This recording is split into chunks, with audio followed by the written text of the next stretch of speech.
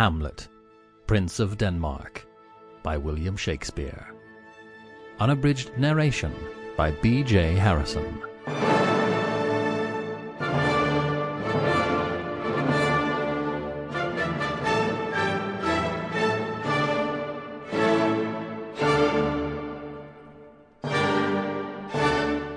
This is the audiobook version of the play Hamlet, and contains the entire Shakespearean text with various additions to give it the feel of an audiobook. The intent of these additions is merely to aid the listener in discerning who is speaking in the scene.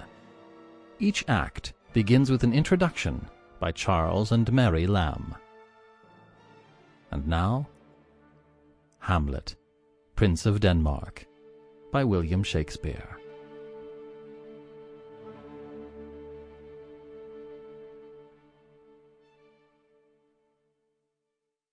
Prologue to Act 1 of Hamlet, Prince of Denmark. Written by Charles and Mary Lamb.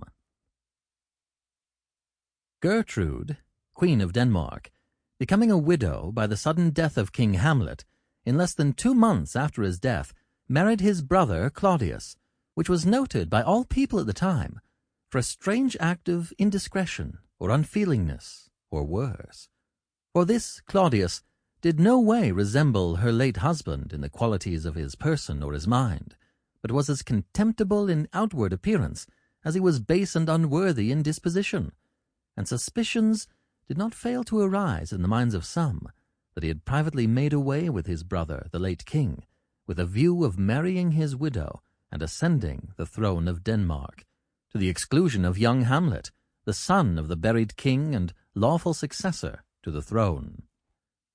But upon no one did this unadvised action of the queen make such an impression as upon this young prince, who loved and venerated the memory of his dead father almost to idolatry, and, being of a nice sense of honor and a most exquisite practicer of propriety himself, did sorely take to heart this unworthy conduct of his mother Gertrude, insomuch that between grief for his father's death and shame for his mother's marriage, this young prince was overclouded with a deep melancholy, and lost all his mirth and all his good looks.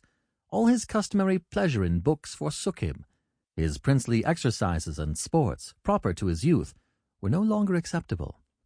He grew weary of the world, which seemed to him an unweeded garden, where all the wholesome flowers were choked up and nothing but weeds could thrive. Not that the prospect of exclusion from the throne, his lawful inheritance, weighed so much upon his spirits, though that, to a young and high-minded prince, was a bitter wound and a sore indignity.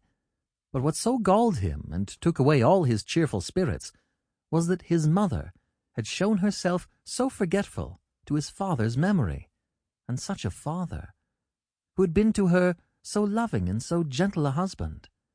And then she was always appearing as loving and obedient a wife to him, and would hang upon him as if her affection grew to him.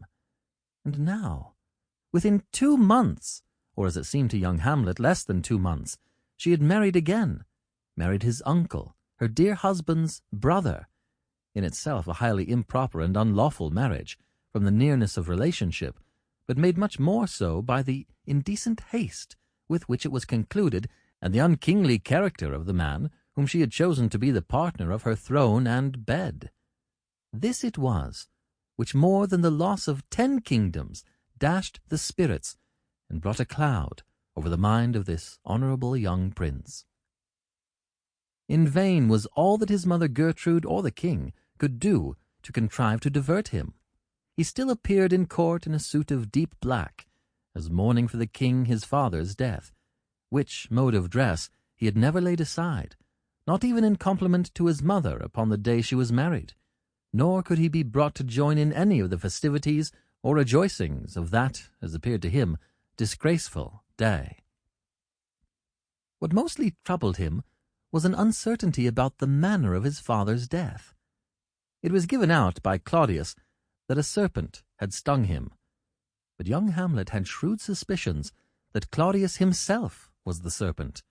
In plain English, that he had murdered him for his crown, and that the serpent who stung his father did now... Sample complete. Ready to continue?